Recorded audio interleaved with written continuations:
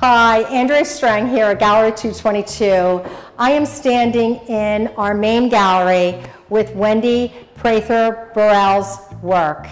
And it sold out in 14 hours.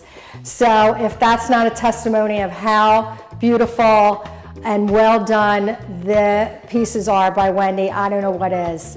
But we are here to actually talk a lot about this exhibit with Wendy. So here she is. Hi, Andrea. Hi, thanks for being here. I noticed you called it summer paintings, and usually you think summer paintings, beach, umbrellas, when you said you were doing a summer painting exhibit.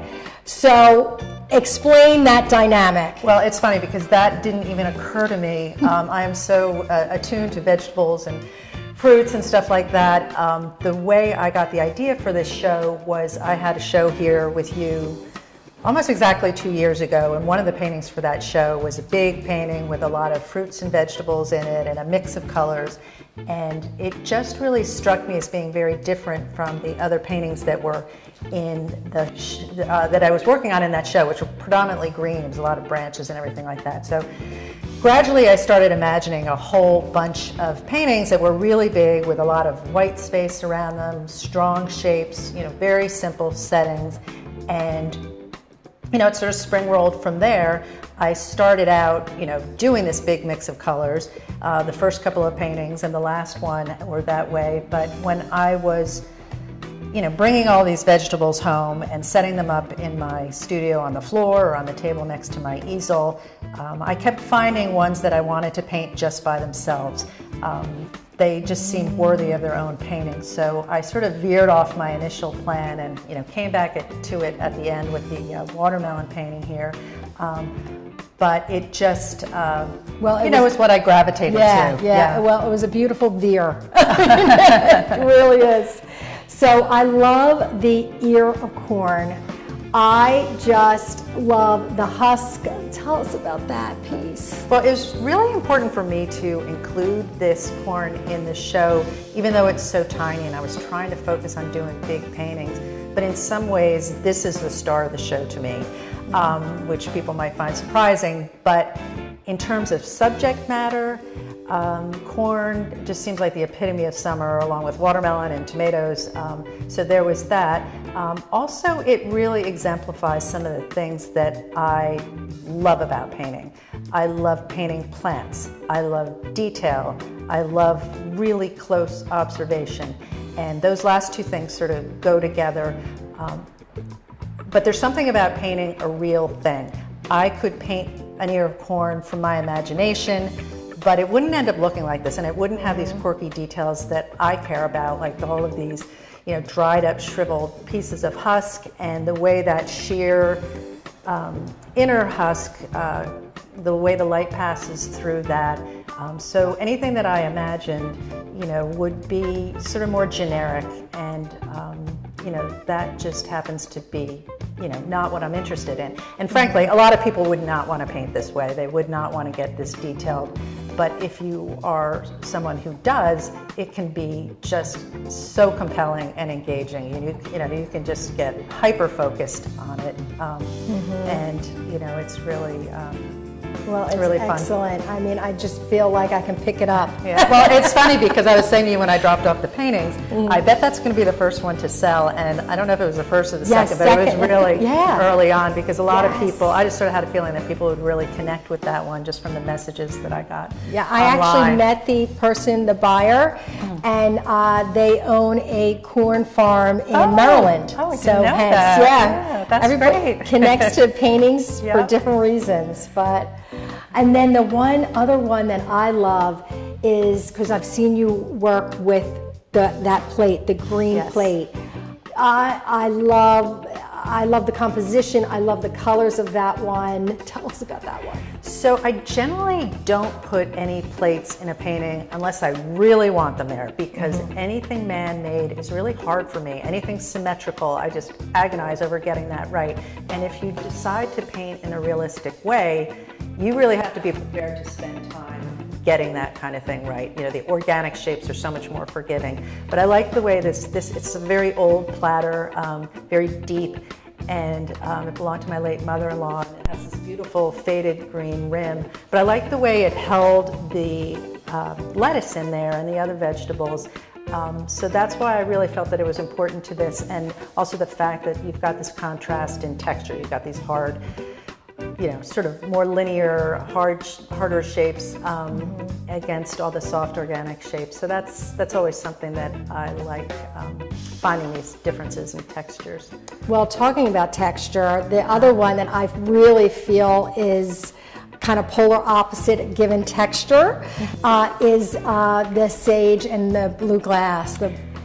Yeah, that's one I really had fun painting that. I was delivering a painting to someone up in Lambertville, and I timed it so I could go visit a lot of antique stores and vintage stores up there, and I found those glasses, and I got them specifically for my studio, not for my kitchen.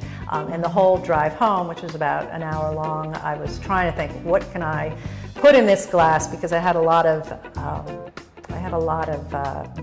blank canvases at home, so I knew I could start it right away.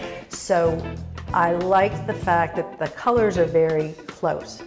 They're a little bit different, but they're very close. So there's not a lot of contrast there, but the contrast is really in those textures. You know, you've got these fuzzy, furry, velvety leaves, and right up against that hard, shiny, blue, transparent glass.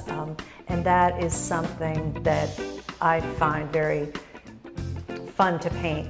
And I always want to be really excited when I want to paint. And if I'm not like chomping at the bit to get going, you know, I probably wouldn't paint something, because it's really important to me to be excited about it. You know, it takes a long time to do these paintings, and you know, if I'm not interested in it, it's not happening. So, so that was a fun one to work on.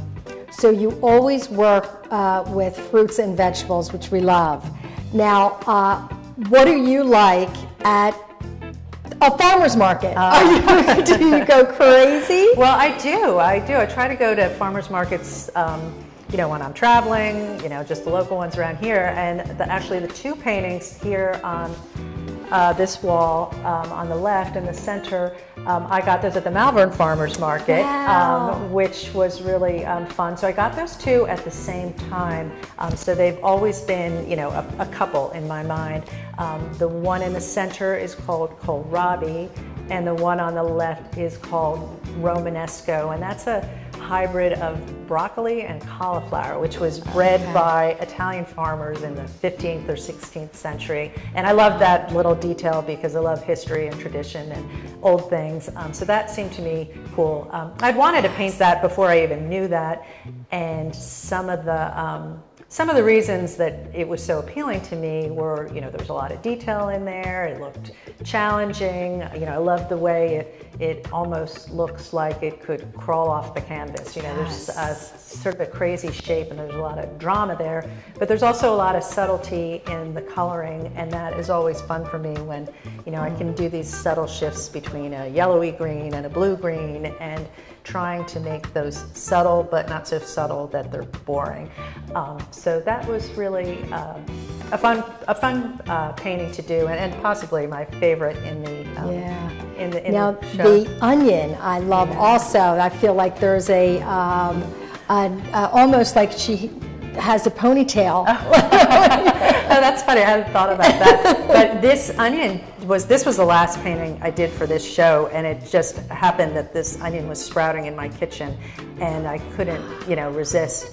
But to me, one of the things I love about painting onions, and I've painted them a couple times before, is that it's just such a humble, modest, earthy subject, but it can be really beautiful too. Like, I sort of saw this onion as having this pearl-like quality, and you know, the last onion that I painted was a little bit more squat, and I love that too, but this sort of was more elegant and elongated, and so it felt like, you know, painting something that was similar but also different. So that was, you know, fun too, trying to get those little papery bits. That's always fun, and those nice coppery colors. This room, I love this month. I'm so honored to be here and working this whole month. If you are local, please come in before they are shipped out to Texas, California, Maine. please, Wendy is our local gem, and please come in just to appreciate this room and her talent. So hope to see you. Okay, thanks, Andrea. I love seeing my paintings in this Yes. room. It's so great. So gorgeous.